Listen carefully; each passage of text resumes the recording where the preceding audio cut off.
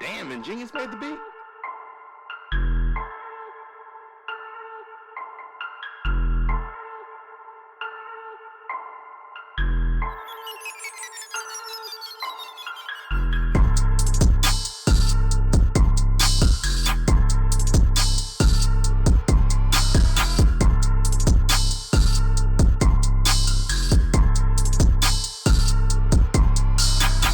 Yo, welcome to another episode of the Coach Life Podcast Radio. I'm, of course, your host, the Prince of Positivity, Coach Steve. Joined with me, as always, my co-pilot, Coach Luna. How we doing, Brody? Blessed.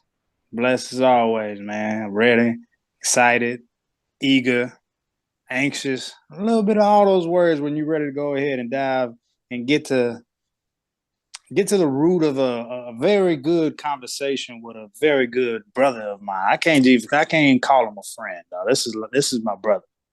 Absolutely. Before we jump into that, CEO, founder of the Coach Life Podcast and brand about building your brand. Coach Watch, how we doing, bro? Bless. I'm excited for this one. I'm looking forward to it. I already knew this was gonna be a real big one to be the best man of Coach Luna. And so I'm like, this man gotta be, just a step below Jesus. You know what I'm saying? That's awesome. That's awesome. And full, I bet you are, sir. And you've now made me hungry for the next few hours that we're going to be on this pod. But I digress. Today's guest, somebody super special. Again, somebody that has built legacy by blazing a path for himself. Former quarterback and former safety for the Miami Hurricanes. Son of the legendary Cane, Alonzo Highsmith, Mr. AJ Highsmith. How are you doing, Brody?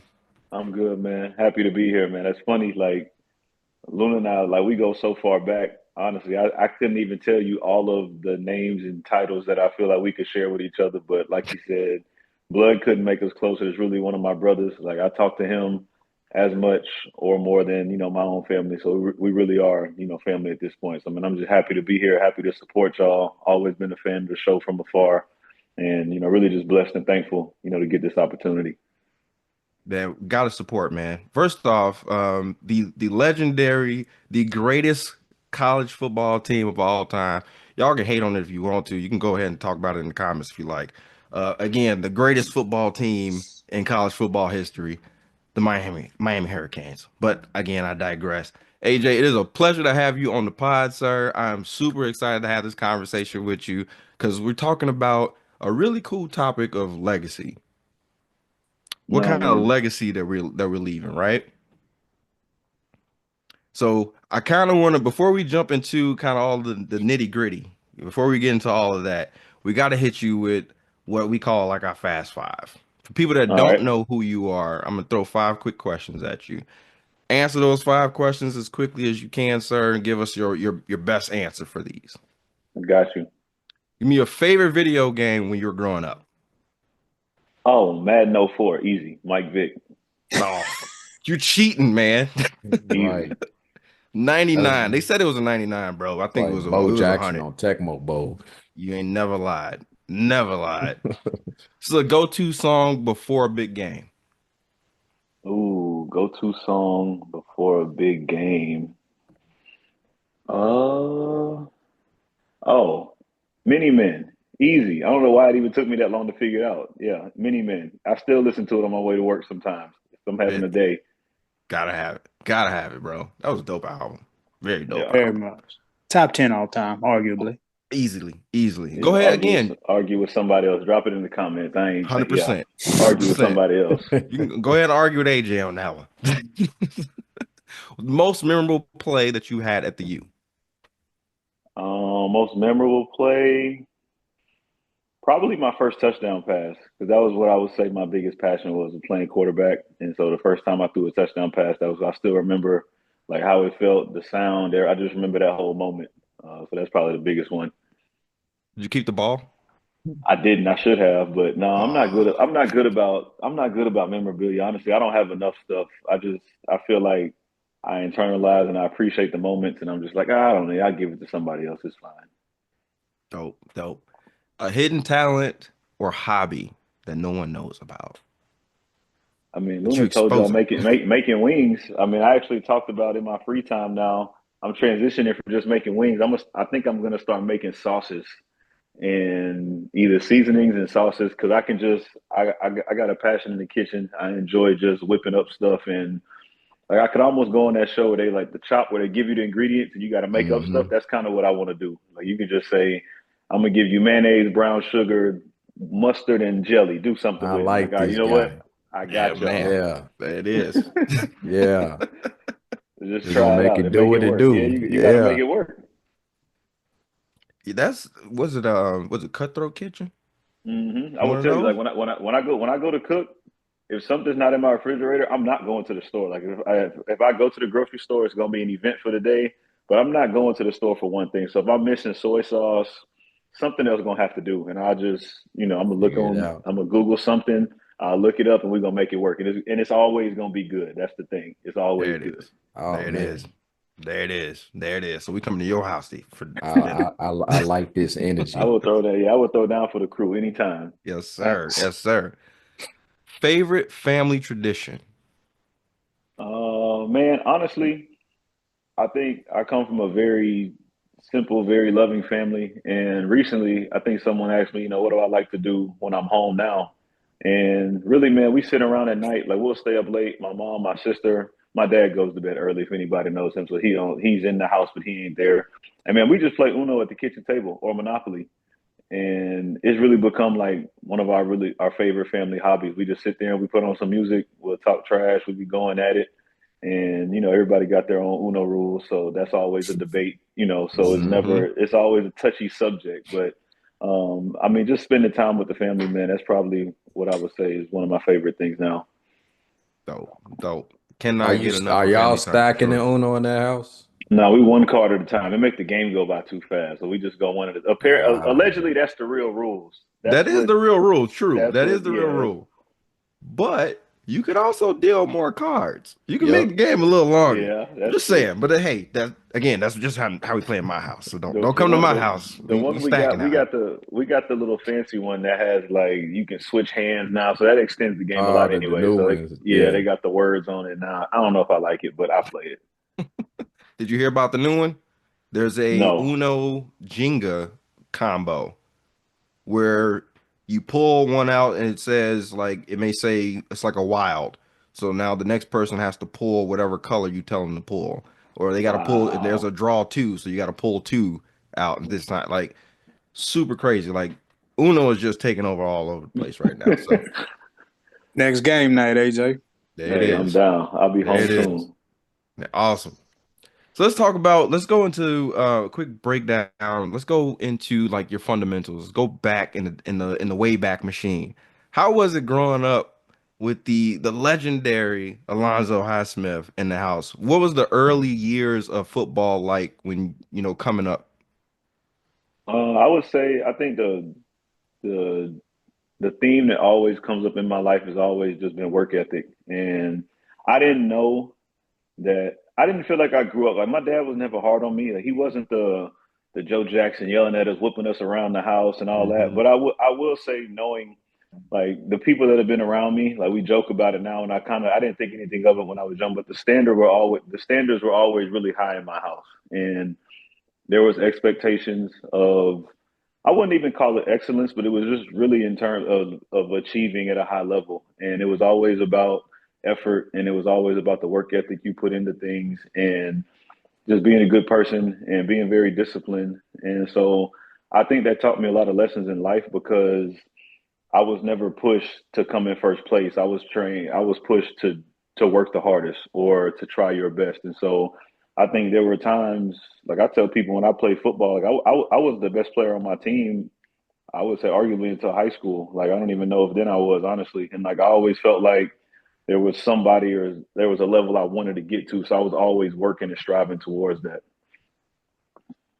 So pushing and trying to, obviously be the best. Was there ever like a natural pressure to like play football, in like be following dad's footsteps, or did you No. did you kind of find your own path that way? So I found my own path in it. My dad, I will say, like I appreciate it now. Like there were times when I was young where I was like, how come he doesn't make me do this? Or how come he don't make me Hmm. do that? But I think he really wanted me to find my own way in sports. And honestly, he guided me to other sports. I think he wanted me to play golf. He wished I played baseball.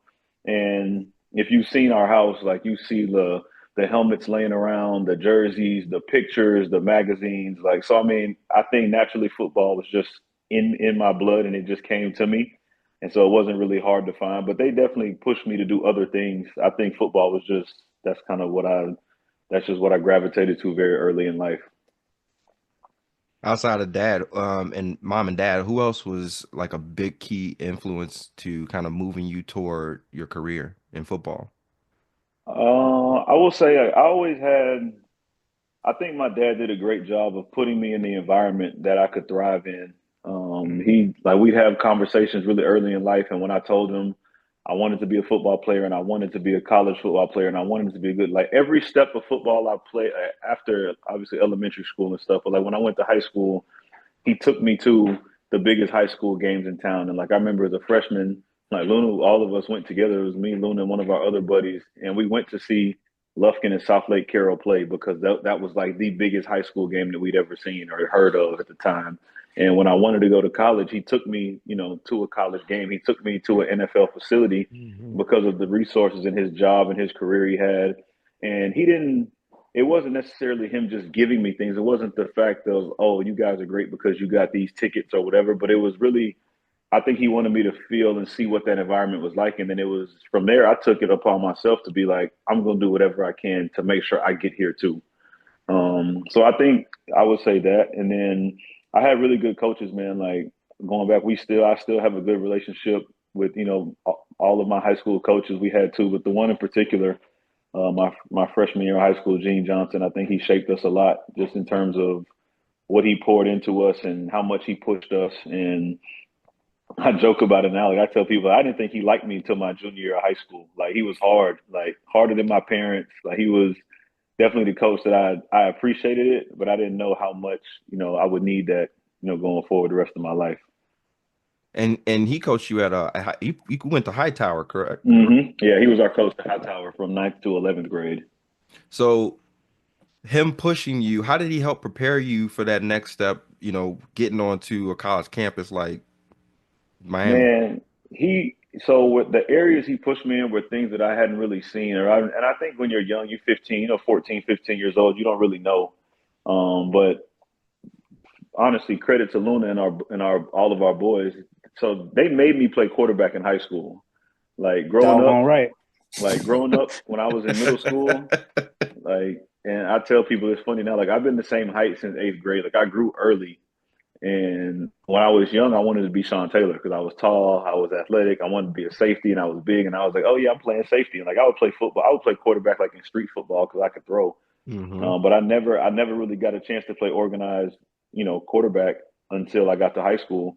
And he really he pushed me to be a leader. And he told me early on, like I was like, man, I don't want to play quarterback. Like, I want to play receiver. I want to play DB. Like I got all these other things I want to do.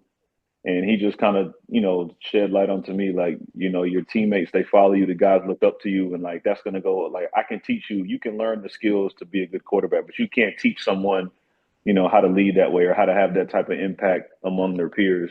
And so he pushed me in that regard. And I remember like, being a freshman and getting called up to varsity for the first time. And you got to go in there and talk to 11th. You know how like ninth grade, you got to talk to a 12th grader. And so you feel like they older than your parents. And it's like, I don't Right, know what to say to them. right. And so he really just, pushed me into in that realm and really was hard on me about being a leader and really made me grow a lot in that space. And I think that's really where that came from because even now, like in my career, like I tell people, I've been, leading most of my life because of the experiences I had in football. That's super dope. Again, him pushing you in those avenues, again, kind of opened up the mindset for Hmm. getting to Miami. Where was the point where you step on the field, you step on the campus at Miami? Where was the point where, or was there ever a point where you were like, this is big now? Like this is Yeah. big. So ours happened pretty quickly because my freshman year, it was 2009 in the fall that year. And for whatever reason that year, they did the kickoff like on Labor Day. And so they changed the first game of the year to the Florida State game. And so instead of playing, like usually we play against, like my last year we played against Savannah State or we played against FAMU. But that year, for whatever reason, we played Florida State the kickoff game to open the season. And it was at Florida State.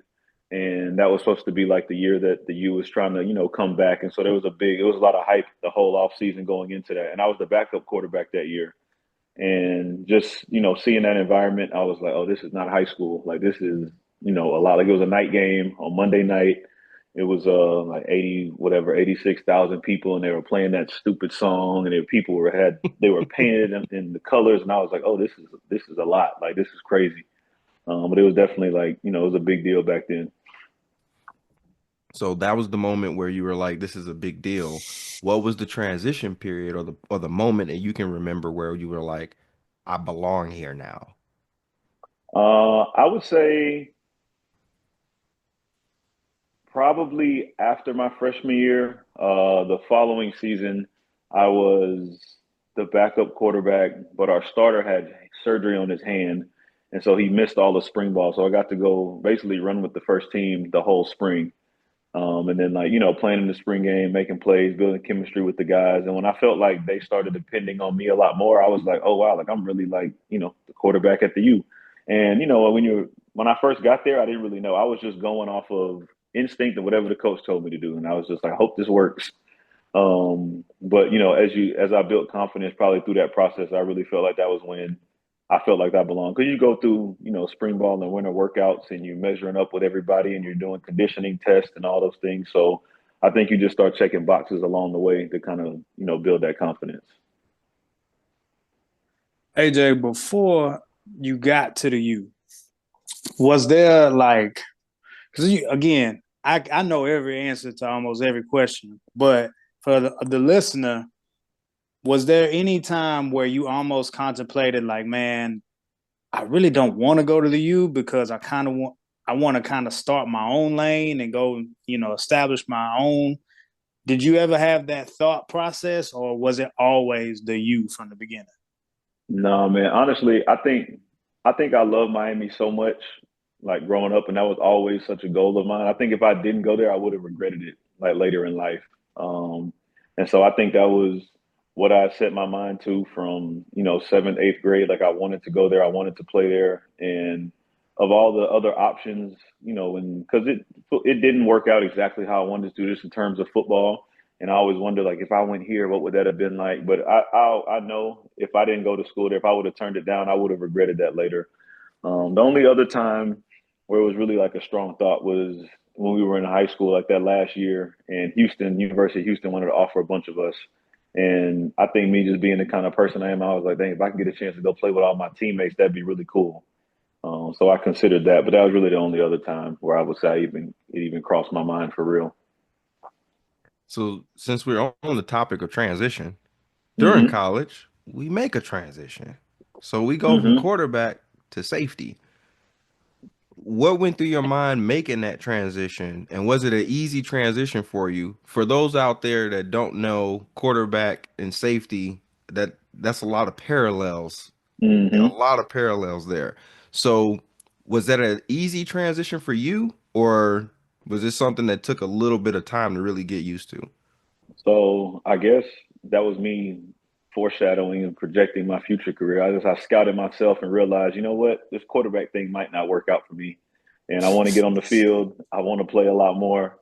And also that was right around, so I'm just old enough to where that was before short quarterbacks were cool. Like that wasn't really a thing. Like you couldn't play quarterback unless you were 6'2". And that was, I think, Russell Wilson might have went to the NFL like 2 or 3 years after, like right around that same time. But that was kind of the beginning of it. And the transition was easy mentally because you're right, there are a lot of parallels. The biggest transition though was physically because it was a whole different world. And the hard part for me was, and I don't think people even knew this when I was there, but I didn't play safety in high school. Hmm. So I went from that was when I went to spring ball, that bowl practice we had in January, and we had a scrimmage, and I went over and played, and I got in the scrimmage and played a little bit.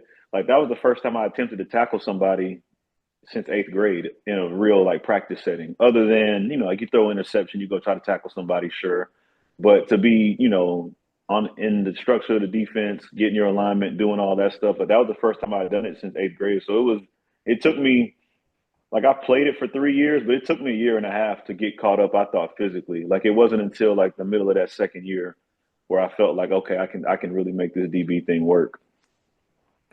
So being on offense, obviously playing quarterback, you're the captain. Hmm. You're the one calling the plays. You're directing traffic. Did you have that same opportunity on the other side of the ball, or is that something that you had to kind of find your role or your where you kind of fit in? Yeah, it's a little different. So you do communicate a lot, and you communicate more so from the back end of the defense to the front, and so you communicate some of the checks. But honestly, that part of the game was easy because at quarterback you have to know all 11 people's jobs and what the defense is doing and what the next call might be. Whereas like on defense, you have to know what everybody's doing, but like it doesn't really matter as much what the D line is doing or what the front is. Like as long as you know that there's pressure going, like you kind of have an idea, like okay, one of those linebackers is blitzing, like I'm just covering the guy behind him, and so that part mentally it was easier. It kind of condensed it because you didn't have to look at 100 different things. Now you only look at 4 or 5 things on every play. So that part was, I would definitely say that was like the seamless transition. Probably came in that space.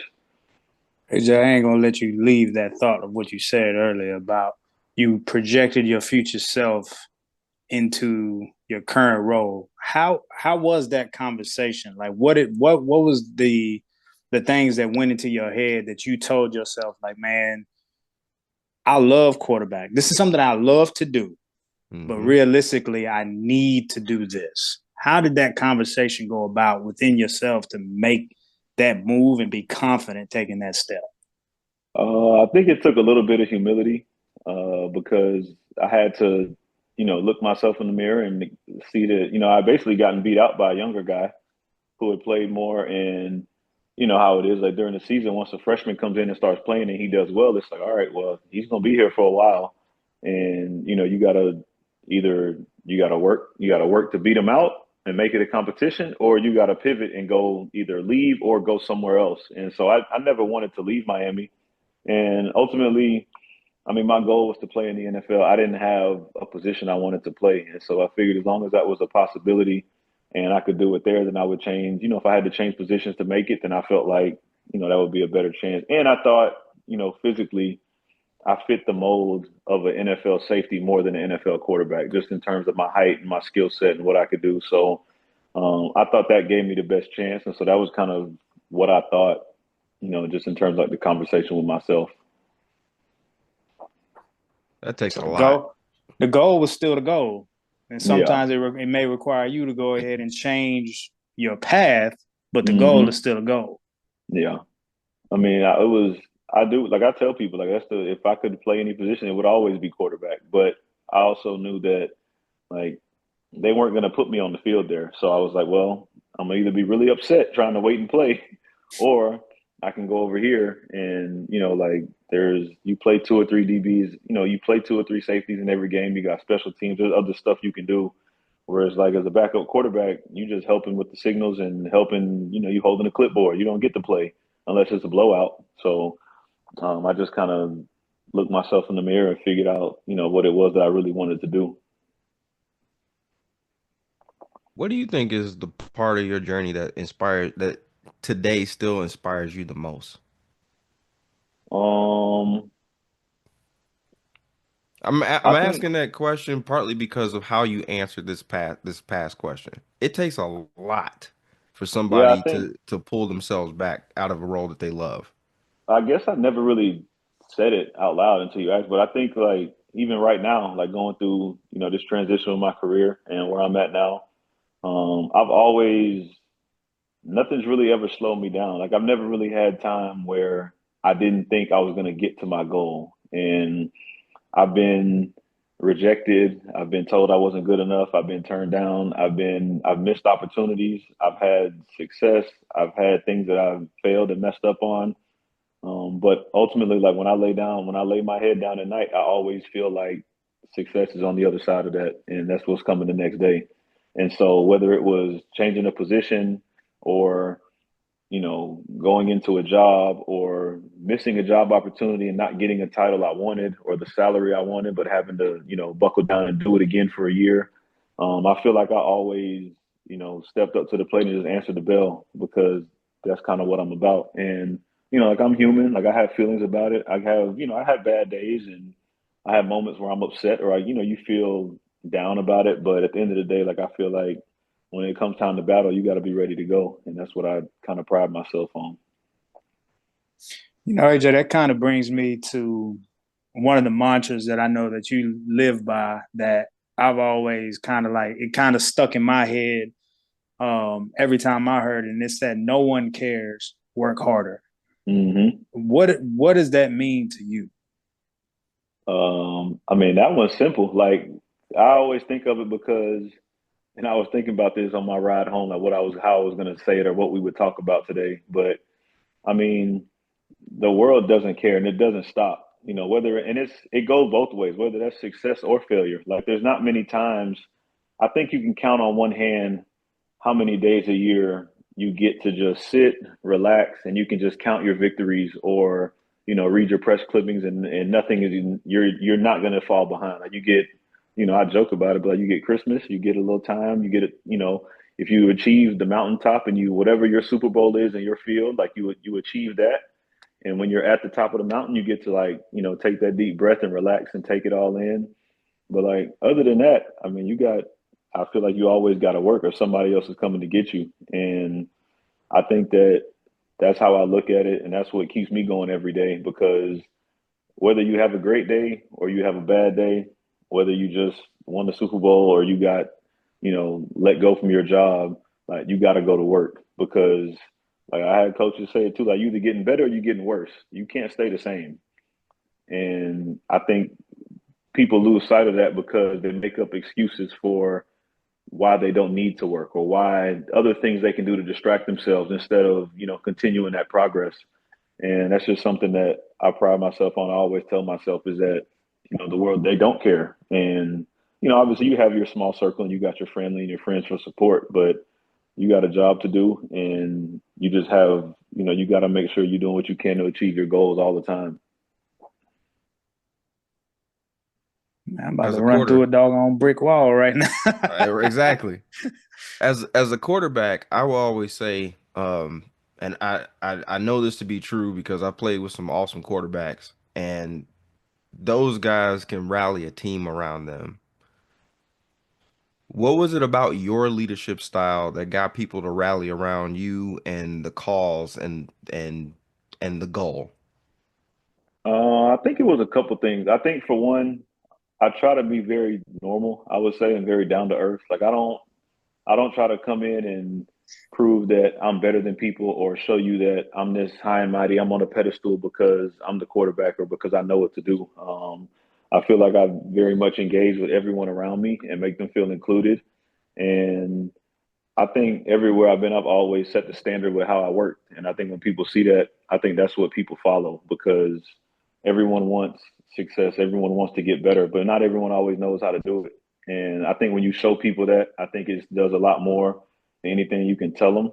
And I think naturally people gravitate to structure. They gravitate to work ethic. They gravitate to success because that's what everyone wants inside. And so I think just being able to be that consistent message, if you will, whether it's through your voice or your actions, I think is the biggest thing I always did, as a leader.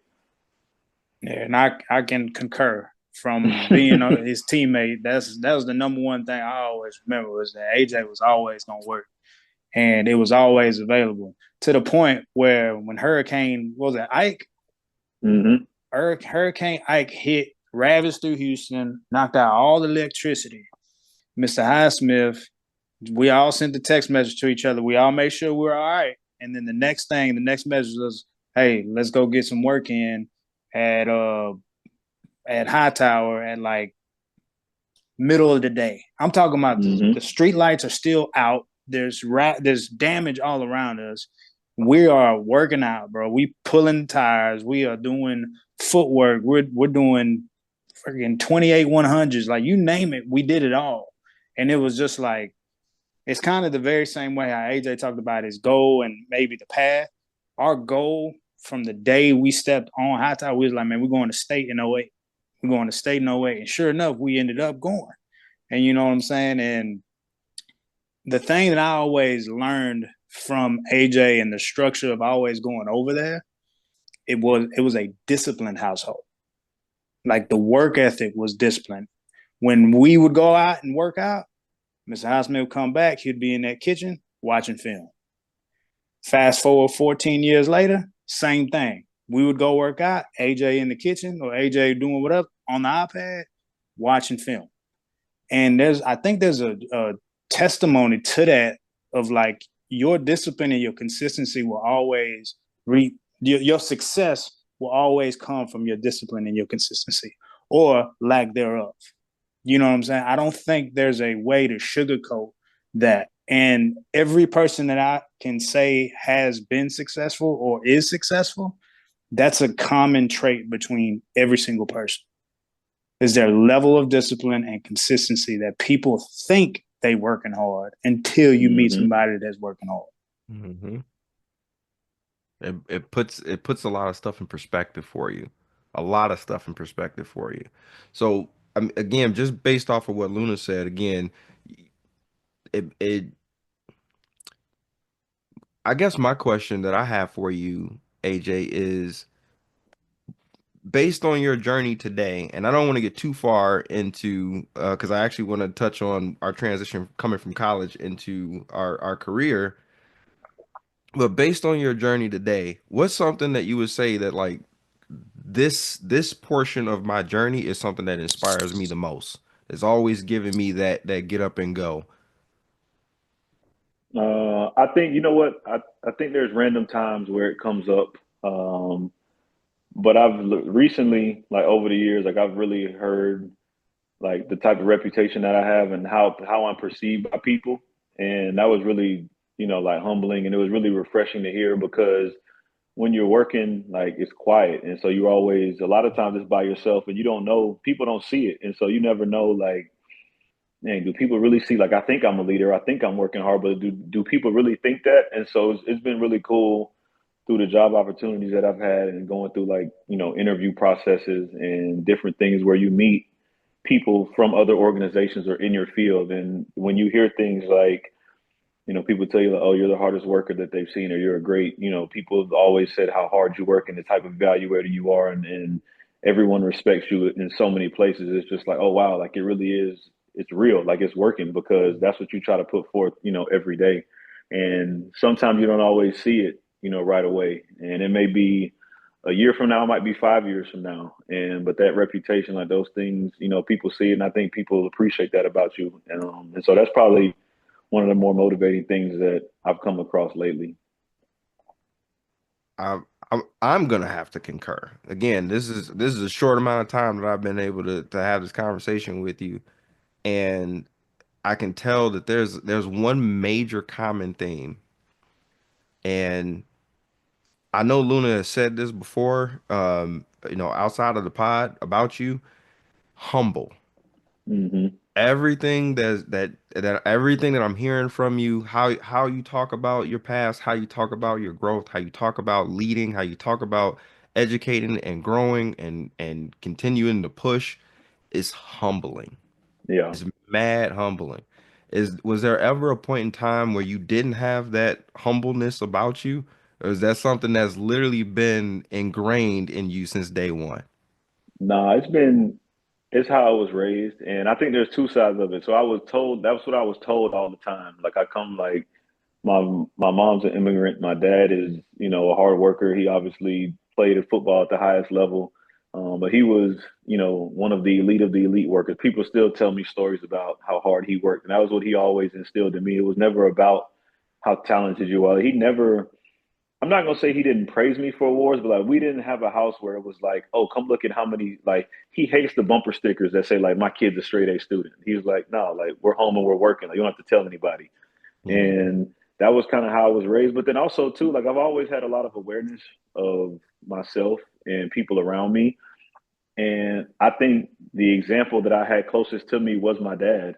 And it's gonna make you laugh, but the most humbling part was it was pretty early in life I realized I was probably never going to be as good as him. So I was always like in my own house, you couldn't walk around with your chest out like you were Superman because my dad he was the USA Today #1 player in the whole nation. Like it wasn't like he was the third pick in the draft and he won a national championship and like he did all these things. So it was like when I started getting offers, it was just like, oh, okay, like I mean I got an offer to wherever,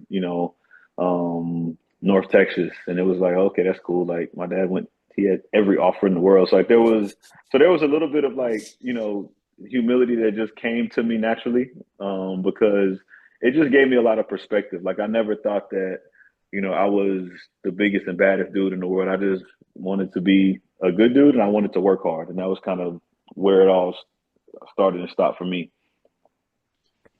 AJ, I got a question. Mm-hmm. For you. Because we had a pod 2 pods ago, and it was talking about systems, and I want to talk about like the household and the word success. Mm-hmm. Do you think success can be an offshoot off of the success in the household? So, like, success leaves residue. Mm-hmm. You know what I'm saying? Does it Mm-hmm. leave residue? And in the household, because 1 or 2 people may be successful, you have no choice but to almost breed a house full of successful people. Do you believe that is something that can be true?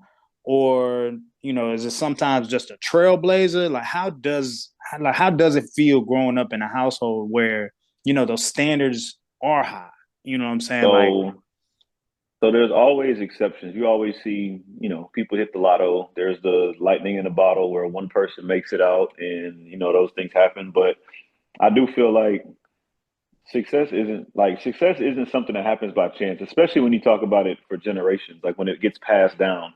Like it's easy for one person to make it to the league, or it's easy for one person to become the owner of a business. But when you see it happen generation after generation and people work for it, because even if you give it to people, it's easy to mess up. So even, like when you see things that are sustained for a long time, there's usually a pattern that comes with it. And I think I don't think we've talked about some of the pods, like some of you guys early pods talking about the type of parenting nowadays and like how you raise kids and how you coach kids. And I think a lot of the success, like I attribute a lot of my success to the way that I was raised. And it was from very early, not even dealing with, football things. It was very much learning how to take care of your space. And that meant my room. And this was, 5, 6, 7 years old. And like the way that the structure you have when you get home from school, how you handle your business. Like you don't just get to go out and run in the neighborhood all day. Like you got to come home. Is your room clean? Did you set this aside? Did you do your work? And it was like, I tell people like I grew up in the house where like if I went out and my stuff wasn't done right, my mom erased my homework one day. And I remember that. I will always remember that. And I can't wait to do it to my kids. Like, when we do stuff, like there's a certain way, like there's a way you do it and there's a standard that we do things. So when you don't, there's a price to pay. Yep. And I'm not here to tell you like the reason why I was a D1 athlete was because I had good handwriting, but there's a level of discipline that comes with that and a structure that carries over into ways in life, when you get older. And that becomes how you show up to your job, how you show up for your friends, how you show up when things don't go your way. And so I think those traits and those qualities definitely trickle down, for generations or through the household. It's definitely not just an accident. Funny story. When I was young at the Highsmith household and I did not understand the way and the system of how things were operating there, I opened up a cereal bag way too much, and I didn't put the clip back on. All I heard was AJ. AJ went down, got chewed out. I took the bullet for him. I took the bullet. He took the bullet for me because the bag was not put the way it was supposed to. The clip wasn't supposed to. I didn't know about the system that was in place. I opened it, put it back. I didn't leave it in the trash, but I didn't understand about the clip and they didn't want to get the cereal stale. And, I picked up a lot of habits and things at being at their house when I would go and visit that I didn't I didn't know how much had an impact on me because, like I said, and I've talked about it on this pod. Now y'all finally get to see who AJ is from all the conversations that we've had. But Mm-hmm. like being able to go over there and see this house and see them and see this family, it was like, man, this whole NFL thing that I'm playing video games and this whole NFL thing, like this is kind of the life that you can live off after this. Like this is part of the dividends, like from a lens of a child. It was just like, man, I've never seen nothing like this. You know what I'm saying? Like the first time I went over there, Mr. Highsmith had all his former NFL buddies there, and it's like, bro, there's like 6 NFL players in here. I've never seen this. Like I got lucky to meet one in my lifetime prior to this. But the times that I would go over there and we would go and work out, it was like my eyes just kept getting opened up to what hard work really was. Like when we would go to Kitty Hollow Park and we would go ahead and get to the hill, and he would say, all right, we got how many, AJ? About 12 sprints, 12 back pedals, Mm-hmm. 12 shuffles, 12, like, bro. And this is a very steep hill. Of course, in your mind as a child, you're thinking maybe 3, 4, 12. Like, And that's one set. and that's what I'm saying. And that was the thing. It was just like at a very young age, our mental capacity and our physical capacity were always getting tapped and broken. Like, boom. Mm-hmm. Oh, dang, I didn't know I could do that. All right, that's the new That's a floor. Boom. Reset. that's another thing I will say. Like I learned, and like I try to pass down this hard. Like the biggest gap, like between the way that I grew up and even when I was in high school, I would say to the kids now is like that's the one thing I'll say. Like, my parents, they never handled us with kitty gloves. Like they raised us the right way, but like once like I remember the times it changed. Like I remember going from like when I was young and I would just run summer track all summer. That's all I did. Like fourth, fifth grade, sixth grade. And we're like, I remember the day I woke up and when I went to eighth grade, I don't know, and it wasn't announced. It wasn't really like a thing. I told my dad I wanted to play football, and he was like, "You want to play football in high school too?" And I was like, "Yep." And he was like, "All right, you want to be good?" And I was like, "Yeah." And he was like, "All right, well, we're gonna start working." And I was like, "All right, whatever that means." Like working, sure, yeah, I always work. And I remember like the first day of eighth grade, he woke me up, and we went to the gym at 5 in the morning before school and we had a full workout and like I was in class hurting like everybody else is happy first day of school. I was in there hurting. My chest was hurting. It was when you're young and you first start lifting, like you feel it in your sternum. It's not just the muscles, like everything was hurting. And I was like, oh Bones are man, hurting. yeah. And so like from that point on, like he trained me like I was gonna get trained in college. Like I never had time that we joke like Luna's how you joked about we ran 28 100s or whatever. Like I never ran 12 100s. Like the first time I did it, I ran 20. And that was what our conditioning test was in college. Now I got faster, as I got older. But from very early on, he showed us like, hey, like it's not easy and it's not supposed to be. And he'd be like, yeah, y'all tell your friends to come. And honestly, I think, to this day, like why Luna holds the highest value in my dad's eyes is because he's the only friend that he never went away. Like everybody else would come and go and he made it to every workout, he never tapped, never quit, nothing. And everybody else, that we show up in that first workout, everybody wants to be cool, and it's like, oh, 10, 15 people, whatever, 8 people show up, and like that's on Monday, and by the time Wednesday, Thursday comes, like it's 3 of us here, and that's Two, it. three. Yep. Yeah, but that's because it was hard, and like it became normal, and you get used to it. And I think we saw the work pay off early, so it kind of fueled us, and we always wanted more. You, I think it is something to be said about having the example so close. Again, a Hmm. lot of a lot of us, a lot of us in the world, I should say, don't have that opportunity to have a father figure that's right there that they can see literally performing all the stuff that they want to achieve, right? Hmm. That was a successful collegiate football player, a very successful collegiate football player. That was also a very successful NFL player, Yeah. right? Then he was also a boxer, correct? Then you'll have Mm-hmm. box too. Yep. And Mm-hmm. you got like a 25 or 20 some Yep. and 27 and and one. 0 and 1. Yeah. So again, Dad didn't handle kid gloves at all. Right. Not at all. So again, he put you in a lot of good positions to help elevate yourself, but required you to work. And No, I man, think that's the thing. I think, not to cut you off, but like that's the no, part, no, no. like you see it all the time, like in sports settings, and like you see, like you hear about culture in a football locker room, or like what it means to play at Alabama for Nick Saban, or what it means to play at Georgia. And but I don't think people realize you can build your house and your home that way, where it's like, because there is a level, I will say this, there's a level of peer pressure that comes with success.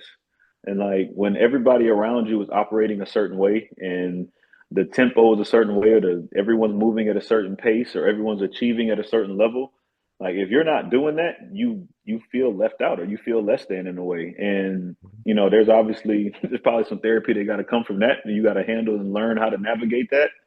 But it's real, and I think you see it. You hear about it more in like organizations where, like at a Fortune 500 company, and the culture in the office and the workspace is very high achieving, and everyone's innovative and has ideas and collaborative, and like, but you can have a house that way where everyone in the house, in their perspective, in their respective fields, they achieve at a high level. Like it was my sister in school and her sports, and my dad and his career, and me and my football. Like there's things where everyone's always trying to go to that next level. And so I think that does rub off, or it trickles down, throughout the people closest to you. Absolutely. Absolutely. So let's take it to leaving college. Now we're making our Hmm. transition and moving into our career. Walk us through what that last game and now what life is going to look like after football. Yeah, that was so I was in that space where I was playing. I started my last year, like last 2 years. And then I always kind of knew like I wanted to get drafted, but I knew I might not. And it was like, well, I hope if I don't get drafted, I could make it, be on a practice squad or sign as a free agent. So I went through the whole, draft process, pro day, all of those things. And I always knew like kind of the way I was, like I'm not gonna say I had a plan B, but I knew I wanted to have a life after football. Like and one of the things that I feel like helps me the most now is one of the things I became more passionate about this side of my career in terms of wanting to be a scout and wanting to be a GM and evaluating. Like I had a passion for that while I was playing football. And so it made an easy transition for me. And I had to, that was the reason why it was easy. But the hard part was that last kind of conversation with yourself where you don't get drafted, nobody calls you. And I had two tryouts, one in Tennessee, one with the 49ers. And then when I didn't sign with anybody, it was like, okay, do I keep working out, stay in shape, wait for somebody to call and try to use some of the connections I have, or do I want to just go start working? And for me, because I knew where I wanted to go in the second half of my, post football life, and I wanted to be an executive in the front office, and I wanted to do it when I was really young and like start, checking some of those boxes and getting experience. I really just kind of checked that box of playing football and said that was great. I, loved everything about the places that I've been, the experiences I had, but I really just let it go. And I never tried to play for anyone, work out for anyone. I went straight full speed, into trying to be a scout. And I reached out to, my dad about, the people that he knew, and, trying to get an opportunity to scouting. And I really just went full speed at that. And I ended up getting a job, a couple months later. And so I was done playing, like the draft is in May, and I was pretty much done in June, and then I started working, as a scout that following year, like like that same year in August, like once the training camp started. So it was a quick turnaround for me. Getting into that role, was that a natural, like again, you said you were kind of doing it when you were in college, or kind of at least had the mindset to do it when you were in college. Was it a natural transition once you got into the role? And what was it about the position that So kind of made you like say this is it? the football side of it was always easy for me. Like I think Mhm. football is one of the things. Like I think what helps me the most in football is I'm very passionate about it, but I think the game comes naturally to me. Like I think like a gift, if you call it. Hmm. And so I think it makes it a very easy career to pursue. And like, that's why I don't get down about a whole lot, because I know like I'm good enough at it and I'm passionate about it. So I think it's a good combination. The hard part was because of how we talked about how we like the life that I had and being an athlete and playing in college, playing when I was growing up, like training all the time. Like I never had a real job. So that part was crazy. Like going into, a real front office and like everything from wearing work clothes to clocking in and learning how to do a pay stub. And like it was like a whole different world because I've never really experienced any of that because my whole world was always either playing or some aspect of football. Hmm. So that part was different, and I would say that was the part I had to learn. And I think one of the things that helped me a lot early was when I was a scouting assistant. So that's like the very entry level job that we do.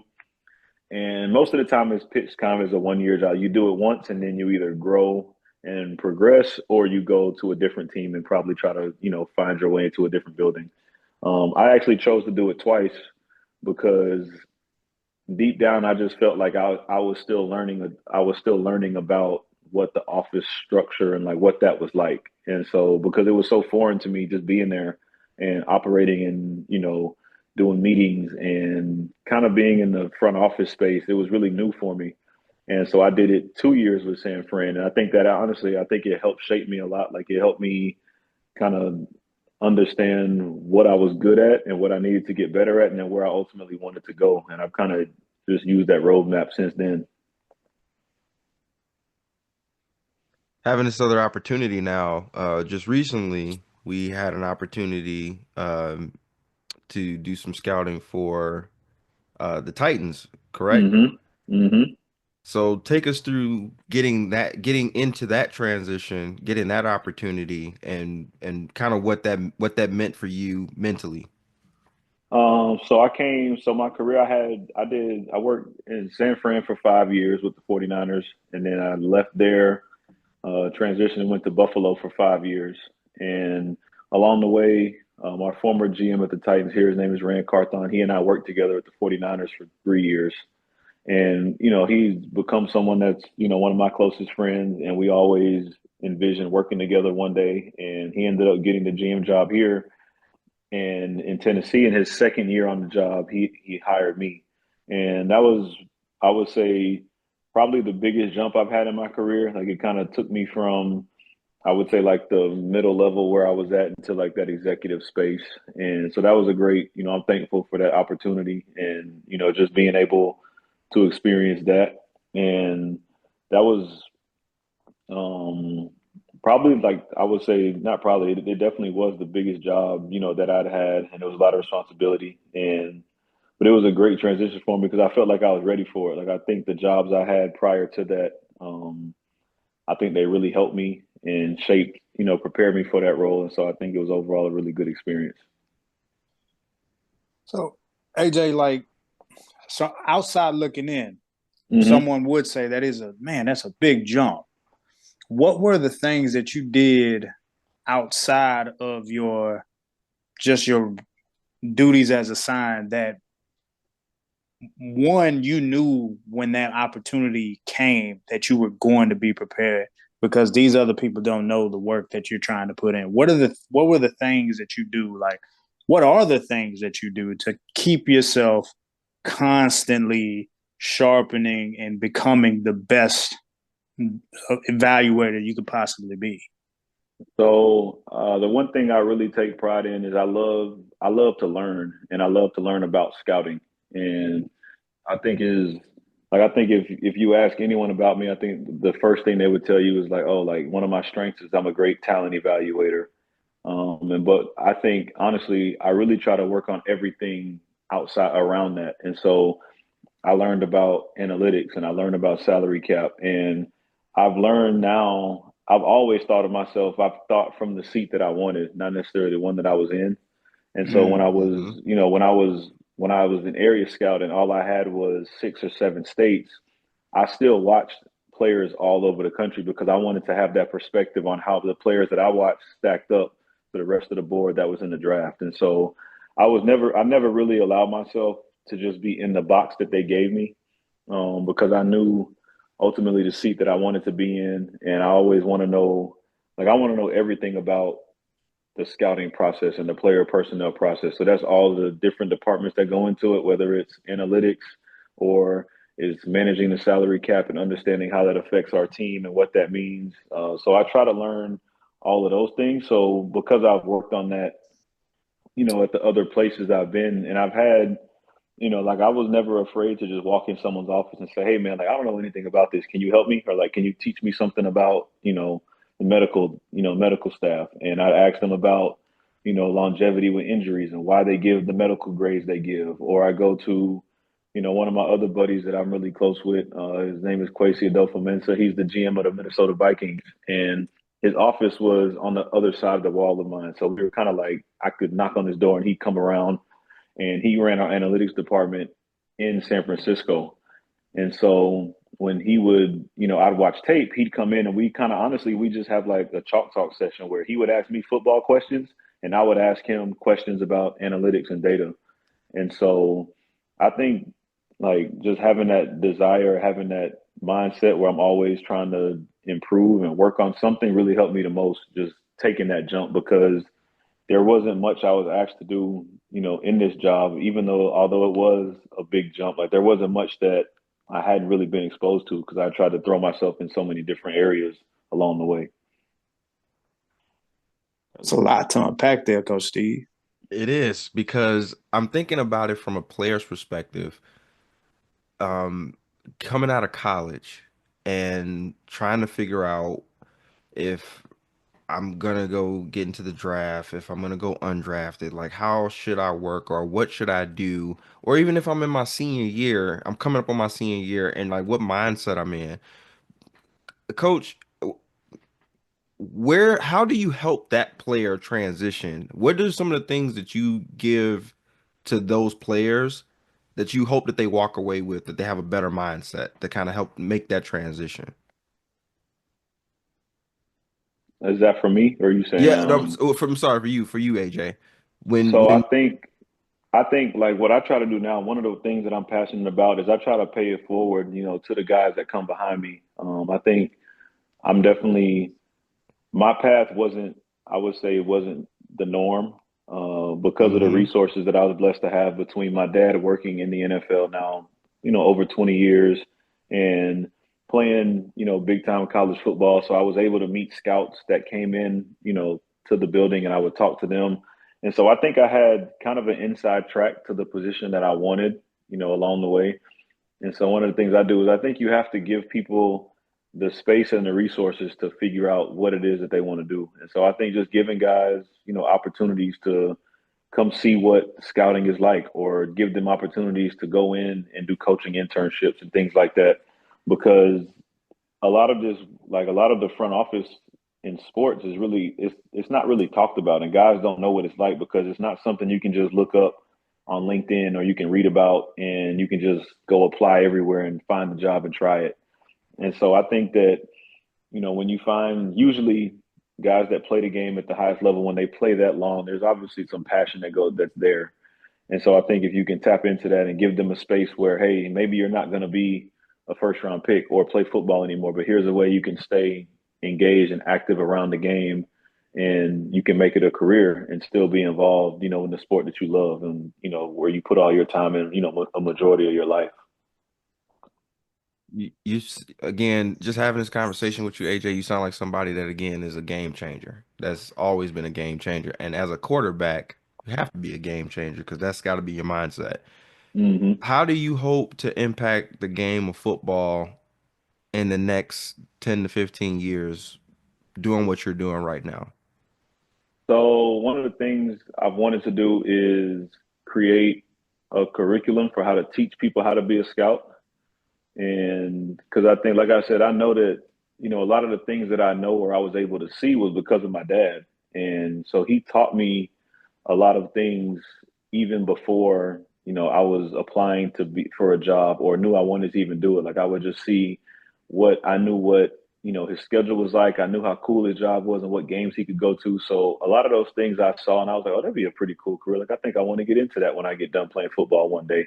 Hmm. But then also, like, there's also no one that teaches you how to be a scout. You can't pick up a book and go read, like, why are the Philadelphia Eagles successful at picking players? And like, there's nowhere you can really find that unless you're lucky enough to get a job in that building and you're in that space where you're learning firsthand what they're doing. And so I'm working on, writing, I would call like a manual in terms of teaching someone how to scout, what it is that we look for from the physical qualities to the mental qualities to the production things and the stats that go behind it.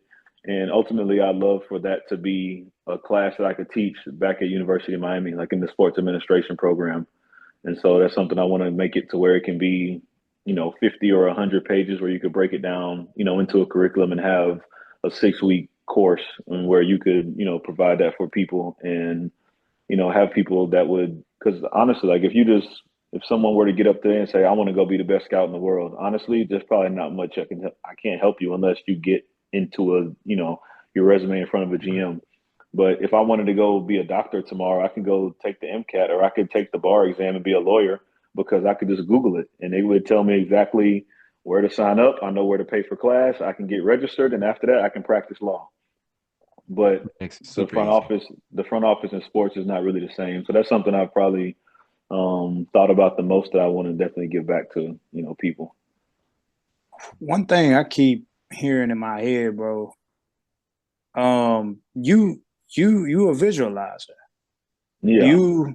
You put yourself in the role and see yourself there. How hard is it for some people to be able to see themselves in a place where it seems unfathomable? Like, you know what I'm saying? Hmm. Like, it seems like a lofty goal. How do Hmm. you attack that thought and be like, man, that's not it's reachable. It is attainable. I just got, how do you keep yourself grounded to be like, man, yes, I can? I think you got to start. I mean, I think there's lots of, I listen to a lot of motivational speakers and try to read and quotes. And like one of the ones that, our college coach always told us, like, you got to start with the end in mind and you got to figure out where you want to go. But I think for me, what I've taken now is like, you have to have a roadmap and you got to know, like, you got to have everything. You got to know where you want to go, where you might go, things that could happen along the way. So like you can be prepared for when those rainy days come or it doesn't go your way or what happens. Everybody has goals to go. I want to go undefeated. I want to win 12 games. Like, all right, cool. Like what happens when you lose the first game of the year? Like, do you just quit or do you or now are you gonna lose 2 more games? Now you 0-3, or are you gonna go 11-1 and ultimately still get to that goal you wanted to get to? So I think that that's how I think of it. But also, you got to know there's got to be some drive inside where you got to know when to be selfish and put the blinders on. And when people tell you that, oh, you can't do that, or that's too much, or you shouldn't ask for that, or you can't do that, you got to be like, okay, you just don't get it. And that's one of the things like I feel passionate about is like I don't feel like people can take away my goals from me, like the things that I want to achieve and like the things that I set my mind to. Like I don't think anyone can get in the way of there. I don't let people get in the way of that. You said put the blinders on. How do you do that? What do you mean by that? That's in your world, the space that you're in right now is just that discipline, and you got to have a process and something you stick to every day.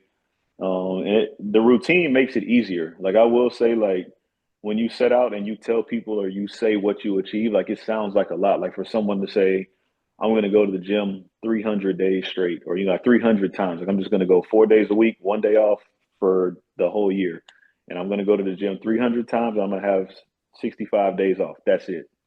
And like it's like, oh damn, like that sounds like a lot. But when you break it Hmm. down by saying I'm going to wake up every day at 5:30. I'm going to go to the gym from 6 to 7, and then I'm going to go to work. Like that doesn't really sound like that much. Like it's like, oh, I can do that.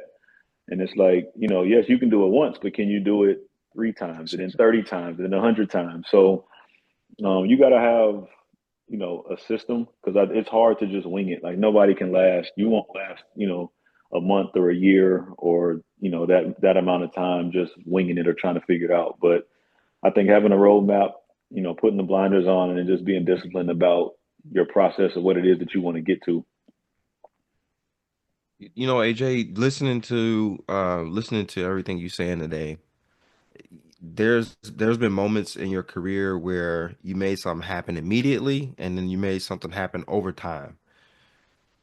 When we talk about legacy, do you believe legacy is built in the moments, or do you believe that they are built more over time? No, I think it's built over time. And I think the most rewarding part is I think the world sees it all at once sometimes. So I think the world sees the moment. Like the world sees you when you get that title or when you win that game or you get that award. Like they see that. But honestly, I think you have to work that way regardless of the accolades because you got to know that it's coming. And it's not always when you want it. And you may not get, you may set out to achieve your goal. And like you may have said you wanted to do it at 25 and just because you don't get it then, like it's still gonna be, you can still achieve it at 28 or at 30 or 38. Like it still can come. And I think you just have to be disciplined and understand your purpose and understand why it is that you're doing what you're doing. And when it comes, it's that much more gratifying because you got to stick to it, and it's not really for the world to see, but it is cool when everyone does see that moment. What do you feel like right now about your job brings you? I know right now we're in a transition right now, but what about the scouting aspect brings you personally the most joy? I'll tell you one story. So we scout all these players, and even when you're so like in my job now, I was kind of over the top, so I watch kind of all the top prospects for the draft. But when I was in an area, you have a specific school that you go to, and you take those reports, you run it up the chain, and tell the guys, "Hey, this is who I recommend.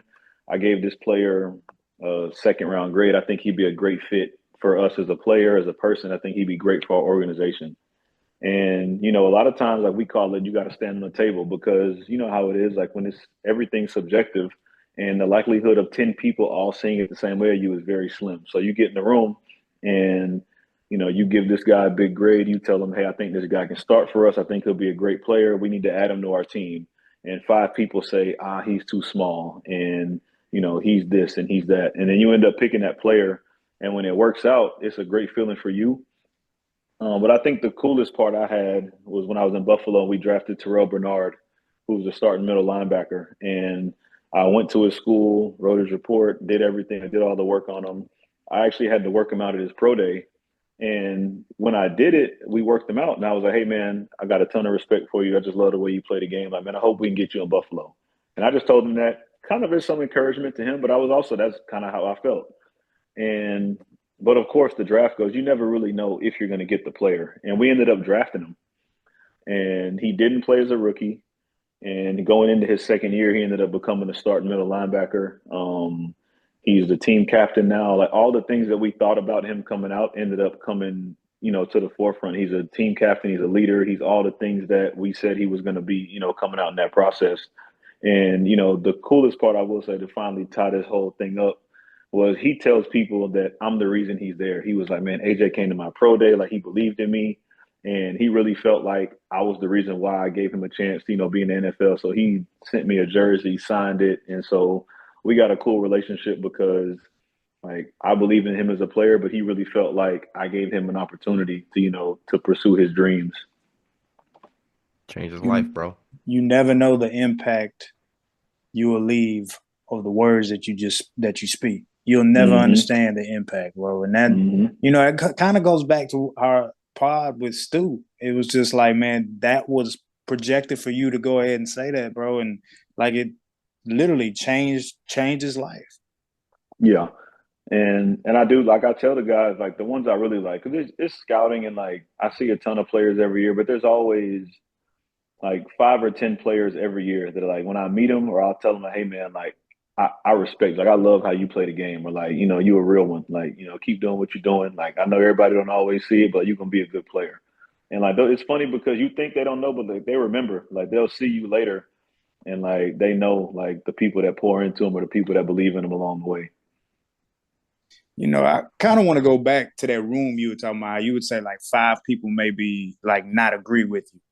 Mm-hmm. How do you swallow that?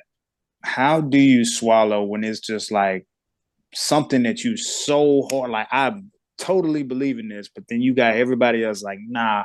How do you just keep yourself grounded to understand and not like don't let your pride take over? How do you It's a lot of maintain that composure?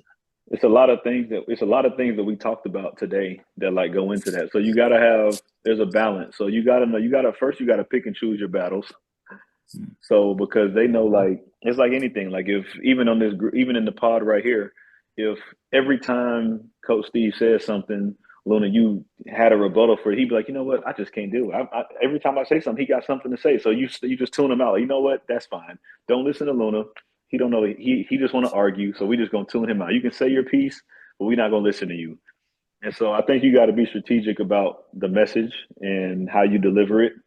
But then, like, bro, sometimes we call it being on an island because you be out there by yourself. You got to put the gloves on and be ready to go bobbing and weaving because when you like a player and they give a player a second round grade and you think he come in and help your team and they say, I see him more in the fourth or fifth round, he wouldn't help us. And it's like, wait, like you got to have if you're strategic about it and the right way to do it is to have facts and conviction about what you're doing. And you can tell them from your perspective, like, hey, man, like, I understand what you guys don't like, but we just said that, we got beat by the Kansas City Chiefs. We couldn't cover Tyreek Hill, so we wanted corners that could run faster. So why would we put all these corners down, that run 4-3-5? Or two or three of these guys can help us. And I get it. You guys may not like them, but I think we should just look at this a little different.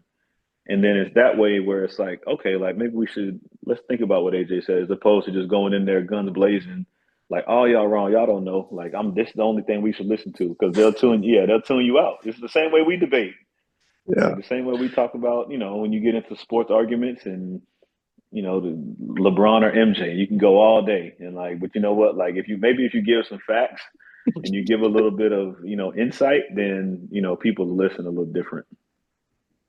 I would respectfully disagree with you on about the comment, but to your point, you are 100% correct. You are 100% correct.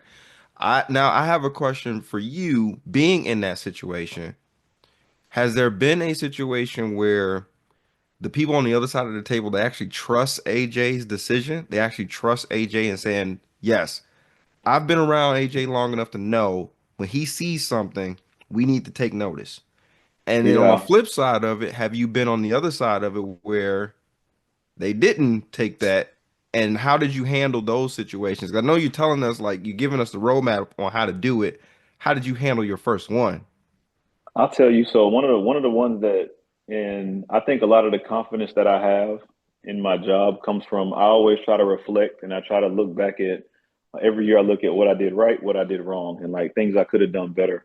Mm-hmm. And one of the players that I was right about, but I didn't know at the time. So it was the corner. Seattle drafted him in the fifth round, Tariq Woolen, and he's 6'4", 205 pounds, which is way too tall to play corner, but he ran 4.2 something. And he jumped, 11-foot broad jump, 41-inch vert. So he had all these crazy numbers.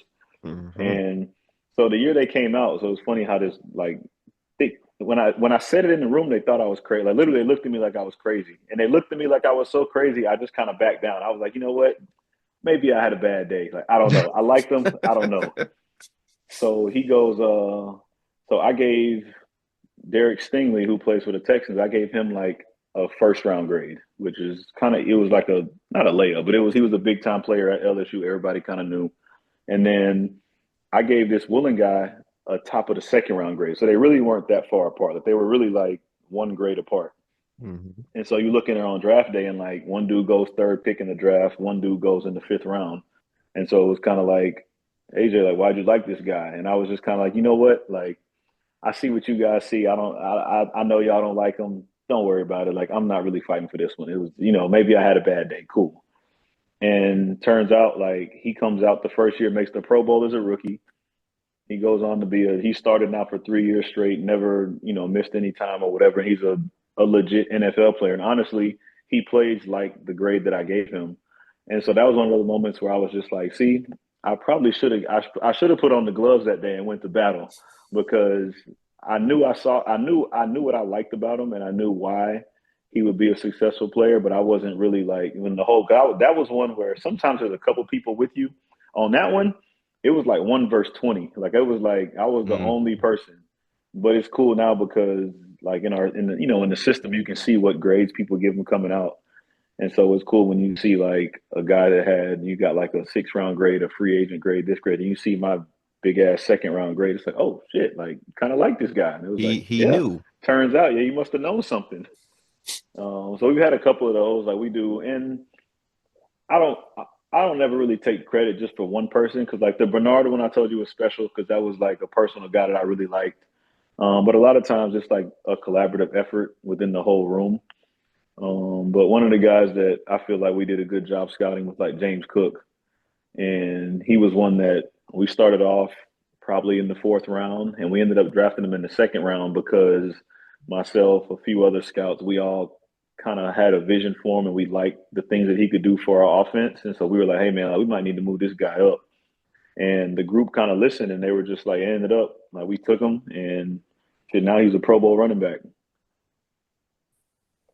Gotta love those stories, man. Again, I love these stories for a number of reasons. One of the biggest reasons is that you are giving these guys an opportunity. You are literally changing these guys' lives. Like Hmm. having the opportunity. Generations. Man, like you're changing so much for them. So much for them. Like again, I love that you're using your gift to serve others. Again, Hmm. and building a strong legacy. Yeah. So what's AJ's why today? Is the why different than what it was when we first started in football? What's our why today? No, like I've always had a passion to be the best, and I think what drives me the most is I still haven't gotten there yet. Like I feel like I've always wanted to be, like I wanted to be the best player I could be, but then that got cut short, and then so I had to pivot and go to something else. And so now I feel like I'm finally in a space where I can compete and be the best at what I do and get to the highest level doing it. Just in terms of being a scout, being an evaluator, wanting to be a GM. But I think along the way, like I've kind of like what we talked about, I've learned that, I have a passion for serving and helping other people. Like I believe in, collaborating with people. I believe in learning and reaching out and bringing people along because, like I live with like, I feel like I've been coached so long. I just live with coach quotes in my head. Hmm. And I was messing with one of our guys one day, and because I'll get in like these little workouts, and I'll get in like coach mode where I just start spitting out facts and spitting out. They like, "Oh, you preaching today?" And I was just like, you can't lead if no one's coming with you. And I feel like that's one of the things, I like to do is I like to help the people that are around me, and that's just something I've always done. Like if you rolling with me, like I'm going to invest in you and help you get, to wherever you want to go along the way on my journey. That's a true quarterback right there. What you just said, they literally that's a true quarterback right there, bro. Yeah. So you mentioned earlier before we let you go, mentioned earlier having some little ones eventually, being able to, kind of torment them the way that dad kind of, kind of pushed us here and there, right? Hmm. What are some of the things that you want to tell little AJ in the future about teaching him about his purpose and his direction? Yeah, I think always obviously the work ethic and how you treat people, because I think that goes a long way. And you always like I've always been told like you want people to celebrate you, you want people to push you in rooms that you're not even in. And I think Hmm. that's important to remember, with how you treat people, how you interact, because like we may get off this pod, we'll all see each other at some point, but if we never see each other again, y'all are gonna have an opinion or something to say about me, and it's gonna either be like, oh, somebody might be like, oh, I know this guy named AJ. You're like, oh, I know him. Like he was on the pod. That guy's an asshole. I'll never talk to him. Or, you know what I'm saying? Or you could be like, man, that dude's like he was a really good dude. Like he was genuine. He gave us, you know what I'm saying? He poured into us. Like that was a really good person. Like I really appreciate and respected how he goes about his business. So I think of that all the time. But I think, man, like with my kids, and I have a son now, and I think one of the things that I would share is, you know, I got to this space now. I think how I come across now, I've always been driven, but I wasn't as confident about it. And I'm going to encourage my kids very early in life, like go after what it is that you want, and don't let people tell you that your dreams are too big or there's something you can't do, because I regret not going after more things when I was young and trying to be, whether it was stuff like it's simple stuff. Like I tell people, like I wish I played an instrument, or but I was so driven and thought that if I pick up too many hobbies, it's going to take away from me trying to be a good quarterback or something else. But I know now if you have a roadmap and you got, the right mindset, you can achieve all those things, along the way. So whatever it is that, my kids want to do, like I'm going to push them and support them very early to, be the best at that, because I think that's what people need. Is you need people that are going to build that confidence in you, ultimately to drive where you want to go. Awesome, man. Full. That's where I'm at right now. Full. Full. I cannot agree more. Iron sharpens iron. We say this literally all the time. Iron sharpens iron. And when we get a chance to have conversations like this with somebody that has that kind of a mindset, a very forward thinking mindset, a Yeah. very no quit type mindset, a very purposeful mindset, a serving a mindset of servitude, Hmm. that again is it's infectious. It's Yeah. absolutely infectious. I can't thank you enough for giving people the opportunity to hear your story, and also giving other people the opportunity to go and live out their dreams, bro. Again, Yeah. that's massive, massive. Yeah. Nah, man, I appreciate y'all, man. It was a pleasure to be here with y'all. I love, everything that y'all are about and what y'all do. So man, I just thank you. The goal, man, is to share everybody's story, bro. Everybody got a story. Everybody has a Hmm. direction. Everybody has a purpose, man. So the goal is to share everybody's story and do the one thing that me and Luna talk about all the time: change one person. Yeah. Start with one. Hmm. If it happened to be us, so be it. We'll No, take that's that too. real. We'll take that too. Coach Luna, you got any closing remarks before we get out of here? Man, ambition has no age limit. Man, facts. And Hmm. I think the thing that I just keep hearing is that hard work, discipline, consistency, and doing it more than just for you. You know what I'm Hmm. saying? You have no idea how much of an effect you're going to leave. You are a trailblazer, whether you want to believe it or not. We're all trailblazers. We're all blazing a trail, and we need to be aware of exactly what this trail is going to, what's going to be left in this trail. And we talked about legacy, and every single day we're still breathing is our chance to build our legacy. Hmm. And I think the one thing that we just have to be very intentional about is the practices in which we do the skill sets, the examples. AJ, the thing that you said about how people speak about you in rooms that you're not in, I think that speaks a lot about who you are as a character, and really being those things, man. I really do Hmm. feel like we have to continuously pour into each other as people, pour into each other as friends. And you know, you may not be where you want to be right now. I don't know who message is for. You may not be where you want to be right now, but that doesn't necessarily mean that that's the end of the roadblock. I think we've heard too many stories, just even in your testimony, of stumbling blocks. But hey, my goal doesn't change. Hmm. Yeah, it might look like, yeah, no, but my goal doesn't change. And Hmm. I think there's a lot to that, of just being steadfast and just like you said, keeping those blinders on and just continuously working towards something. Yeah. I always read quotes that say, like, a man is only getting closer to his death when he's like not chasing something. You know Hmm. what I'm saying? And as long as we're chasing something, bro, no matter what it is, I feel like we will continue to grow as men, brothers, whatever role, whatever capacity we're in. Facts. Nah, Facts. that's real. I love the fact that I shouldn't even say these past few pods. Damn, Luna, every person that you have gotten on this podcast we can clearly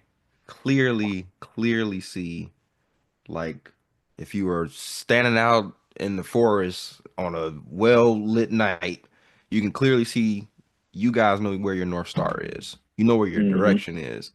And I had a coach that told me this a long time ago. Like, just when it came to changing directions, and he was pretty much talking about route running, right? Like, pretty much telling me, like, you can change your direction, but the goal is still the goal, right? Mm-hmm. The end zone is still that way, right? Right. We gonna have to change some directions to run routes a little bit differently, but the goal is still the goal. The goal is still to score a touchdown.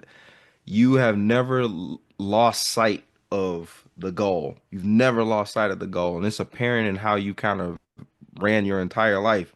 How you've Mm-hmm. everything that you've had, you literally have. You didn't cheat, and it's something that's funny because that um, Byron, Coach Wash's brother, him and Kenny say this all the time. DCTG, don't Don't cheat the cheat the grind. grind.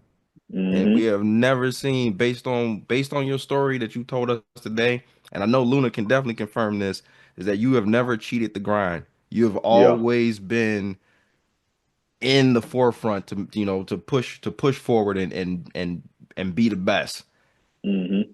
Again, I am so appreciative to have this conversation with you. I can't wait to have you back on and have this more of a conversation about some other topics that I know that you would give us a lot of insight on, because Yeah. I really want to dive into this leadership thing a little bit more with you. No, I'm down. Let me know. We can do another one. Yes, sir. Yes, sir. But somebody got some homework for us. If they didn't have some homework, they have some from the last pod. They probably owe us like 4 or 5 now. Wow. Coach Wash, you got anything for us, sir? I actually, you're gonna have to keep Oh, adding bro. to the tab. We But just gonna have to. You owe us a heavy debt, sir. A but heavy you debt. but you know I come loaded though. Um yeah, I'm gonna have a piece for you. We gonna reserve it for the comeback for AJ comeback. That's what I'm gonna I do. like that. I like I'm that. down. I Yeah, like we that. gonna reserve it for that. I'm gonna have something loaded specifically for what we talking about. Um, yeah, but I ain't got much, man. I was looking forward to this one. I love it. Uh, the discipline is crazy. Just like just seeing your family system and that carry over is just like without even thinking about it, it's just second nature in you. Yeah. So Mm-hmm. I was most impressed with like your decision to like, see beyond the playing the game. Right. A lot of young men don't do that. I Yeah. I knew people that were still chasing NFL mid late 20s. I'm just like, Probably not calling. Hang it yeah, up, brother. yeah. Hang it up. I'm like, you grandpa now in football Mm-hmm. years, Mm-hmm. but yeah, just still keeping that vision in mind, and yeah, I love it, man. And I just hope everybody else can get something from it. I got something from it. I got some big decisions to make here soon, so it actually kind of helped me. But I'll talk more about that later. No, Man, we all gonna love, have to bro. I have appreciate y'all. likewise, brother. Likewise. Thank you again for the time, sir. Gotta have you back on for a part two, three, four, five, six, seven, and eight, maybe. No, we'll Yeah, figure I come in. Let me just pop in once a month or something. I'll we'll, do it. we'll figure it Yeah, out, bro. We'll yeah. figure it Yeah. out. We'll give you a AJ's hot corner. Yeah, So that's you all I give need. us your Give me a little segment. Give me a little set. Yeah. perfect, perfect. Again, if you like what you heard, smack that like and subscribe button if you want to hear more from your Coach Life fam. Until the next time, family, stay positive, my friends. All right, bro.